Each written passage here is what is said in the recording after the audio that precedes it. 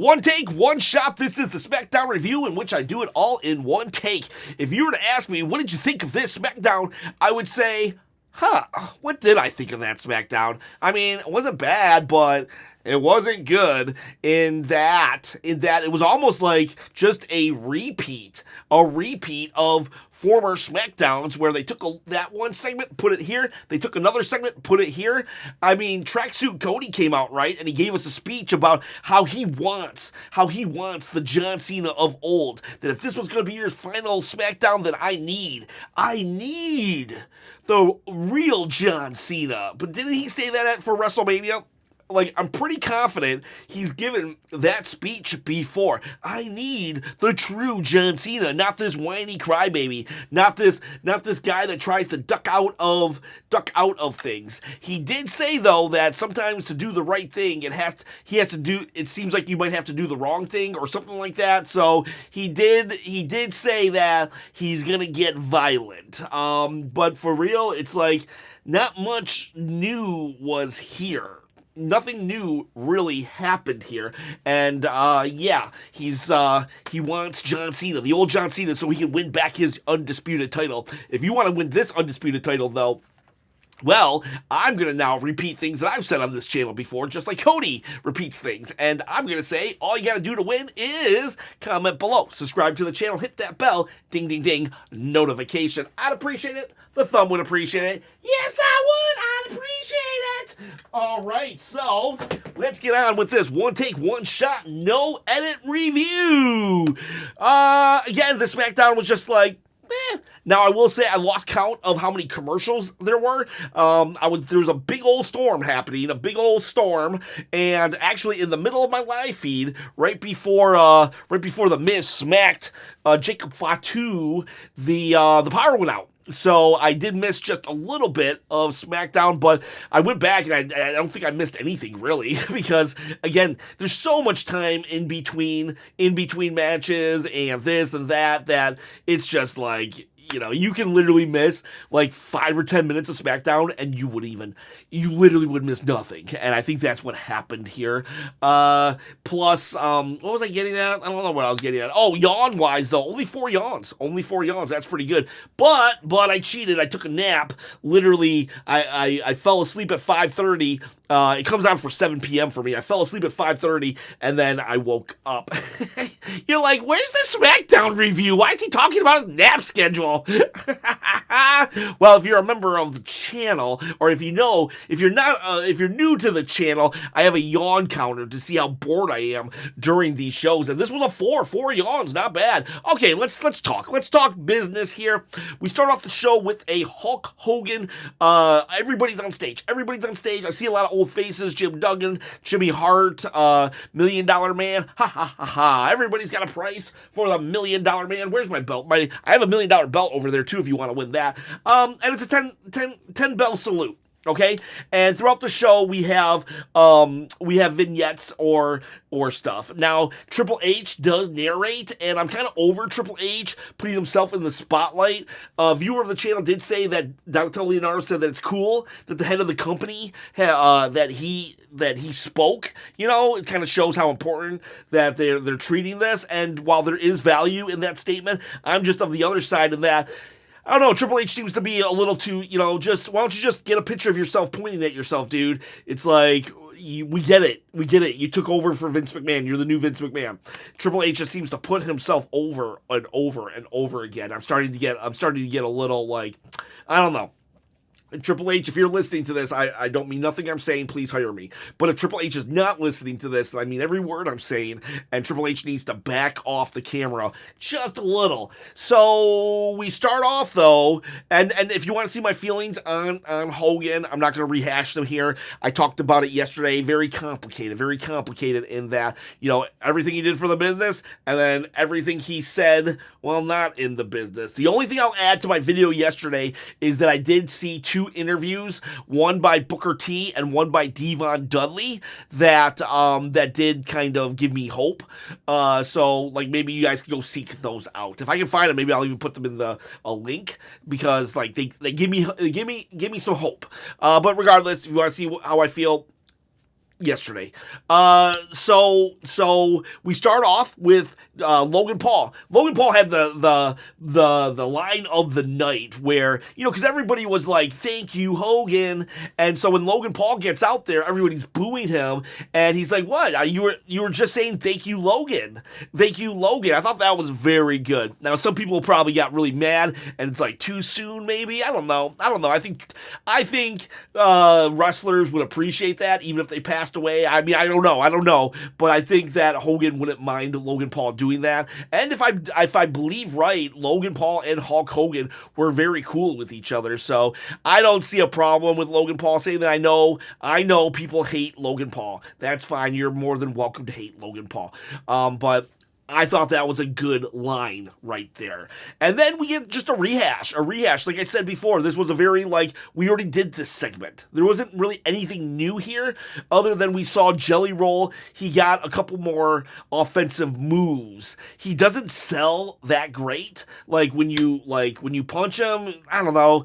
It's it's not connecting with me yet. He's a big fan. He's a big fan of wrestling, but honestly, I don't think being a big fan is enough to qualify you for a match at SummerSlam, especially when Carmelo Hayes is in catering, and Damian Priest and Aleister Black are being left off the card, but I digress. I do understand the concept of celebrities being used, but we also live in a day and age where celebrities like Bad Bunny, Pat McAfee, even that stunt guy that Sami Zayn fought, Tommy Knoxville.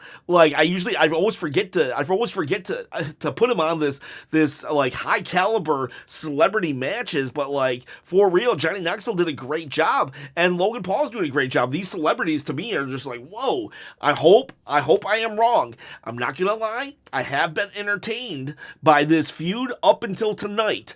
I mean, while there were some moments in it.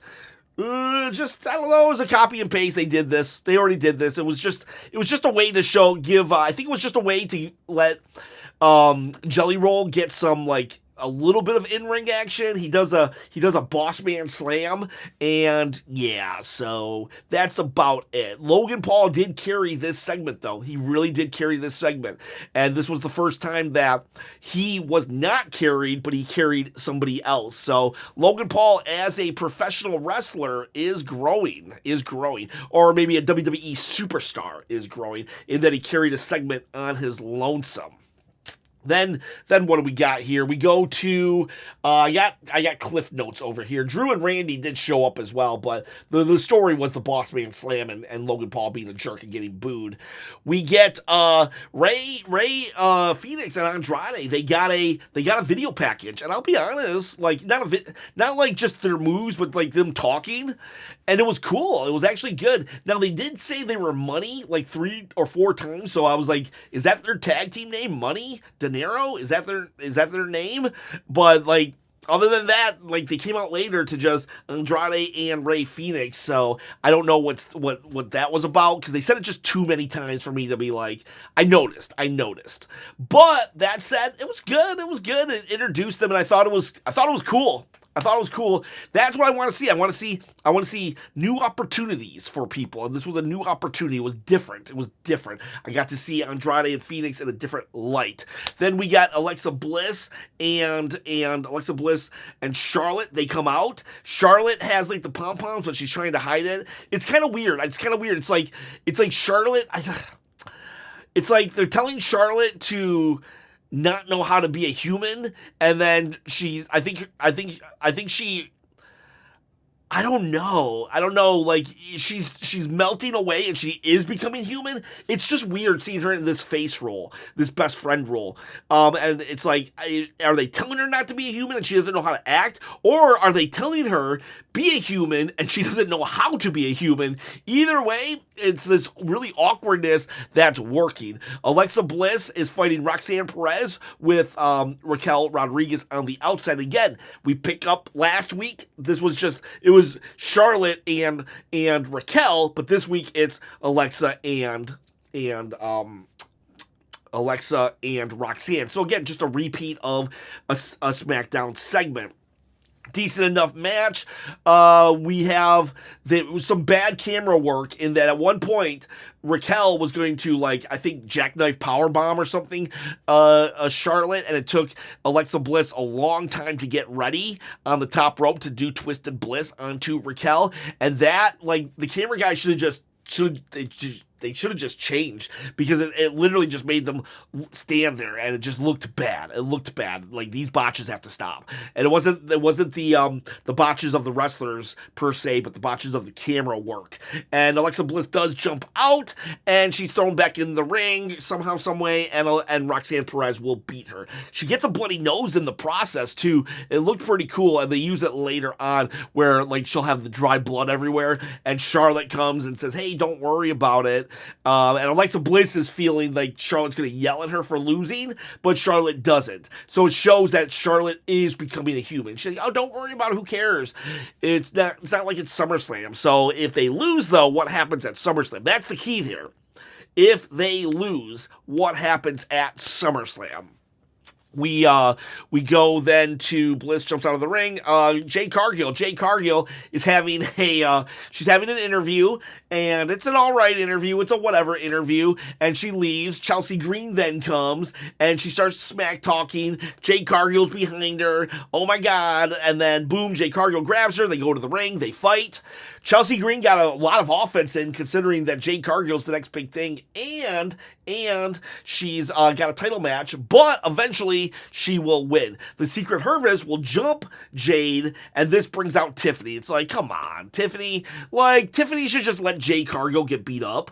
Like, for real. Like, we need some heat. We need some heat. Let Jade get beat up, and Tiffany can then just, like, hold the belt over her, like, dead body.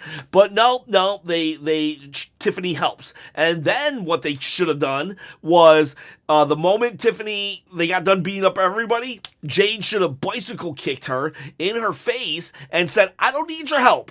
If we weren't going to let Tiffany get the heat on Jade, then we should have let Jade get the heat on Tiffany, because just a standard hold your belt up doesn't make me excited for this match. I want someone to hate the other person, and then in turn, I want that hate to turn into equal hate. Is that too much to ask in my wrestling? We then go to Cody. That's when Cody comes out and does his pre-WrestleMania, "I want you, John, the real John, the GOAT, John Cena," which, here's a fun fact for you. John Cena has wrestled at the 2005 SummerSlam. He has wrestled at the 2015 SummerSlam. Excuse me, and you guessed it, he's wrestled now, or will wrestle, at the 2025 SummerSlam. So 3 decades. That's like, whoa, right? We have then Cody. So Cody just leaves. The Miz comes, and suddenly they forgot and dropped the full Carmelo Hayes relationship there, which is stupid, which sucks. But whatever, I guess. Miz goes right up to Jacob Fatu, and he says, "You put me on the shelf, I remember," and he slaps. Excuse me, one take, one shot, can't cut those out. He slaps Jacob Fatu, and he's like, "But I remember who I am. I went up against giants. I went up against legends. I am the Miz, and I'm awesome." I don't know if he said awesome, but they have a match. This is where my power cut out, so there's a chance I'm missing a little segment. I do know that Julia and Zelina Vega, they kind of had, again, just like, Zelina walks up to her and is like, no one steps up to you because they're afraid. Well, I'm not afraid. And Julia now has somebody with a clipboard that Zelina called Clipboard Karen. I can't remember. What's her name? Oh, I can't remember. I do apologize. But yeah, so whatever. That happens. And then we go to the Jacob Miz match. And, Miz is fighting back. And then eventually the Solos group comes out. And there's a lot happening. And Jacob is going to win with the pop-up Samoan drop. And I'm like, whoa, wait, what? We don't get the prettiest moonsault? So that was a little weird. It was out of nowhere, kind of, sort of. And then we get a beatdown. The MFT, the family tree, jump in. We get Jimmy coming in with the steel chair. The whole faction looks like a bunch of punks. And eventually the tide will turn. Hikuleo / Talatungan will get the upper hand, and then we do a Samoan spike. The whole everybody beats up on Jacob, and Solo's like, see this is mine forever. And yeah, it was announced also that Damian Priest and Aleister Black, they're going to have their match next week on SmackDown. That sucks. Honestly, how far has Damian Priest fallen that he can't even get on the SummerSlam card? And what even sucks more is that if Damian Priest is not on the SummerSlam card, then that means we wasted his match at Mania.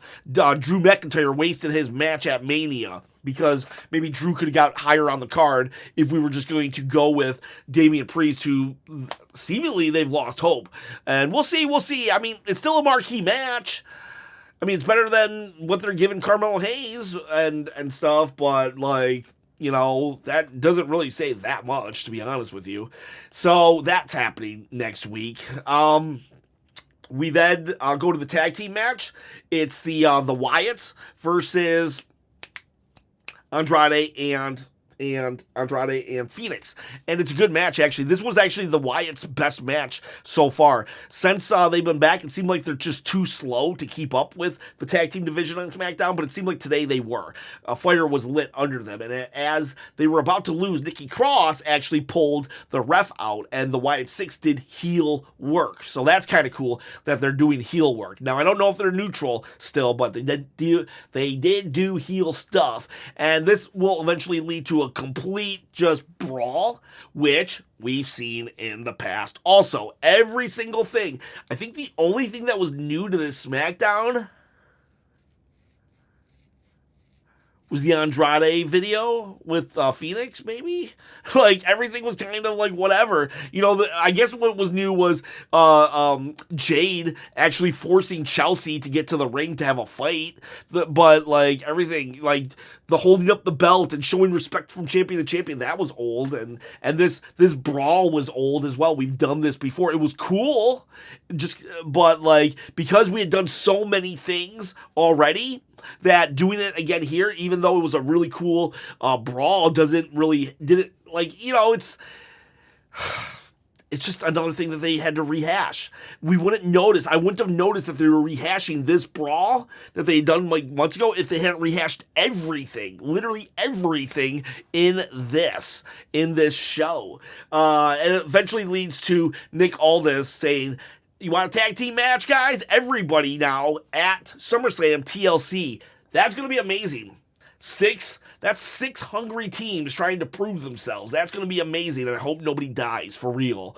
So that's how we end it. Just a big old brawl. Everybody jumping off. Everybody has one member jumping off the top rope and landing on everybody. Oh my God! So yeah, there you go. There's your one take, one shot SmackDown review. Only 4 yawns, 1 blackout, and how many chops? Again, it's like, I'm just gonna give it a 5 because I didn't hate it, but I didn't love it. So 1, 2, 3, 4, 5 chops.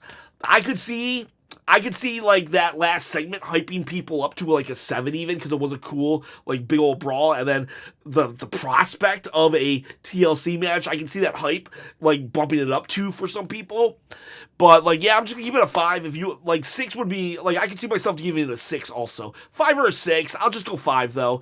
Not a bad one, but like, you can go watch that brawl on like literally go on WWE.com right now. If you went on WWE.com right now, I guarantee you will save yourself 2 hours, and you can watch all you need to in 5 to 10 minutes. So, boys, girls, that's my SmackDown. I'm not trying to hate, but I'm not gonna like, you know, I'm not going to just, you know, glaze WWE for the sake of glazing. But I'm not going to hate for the sake of hating either. So I'm just going to, you know, it was. I didn't hate it. I didn't love it.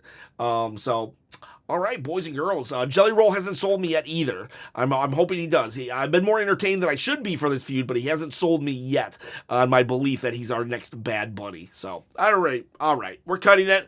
Boys, girls, go leave a hot take. I'm afraid there's not going to be any hot takes because this SmackDown was kind of cold. So go leave a hot take right now in the community tab, and I'll see you, boys, you girls, tomorrow. See you, bye.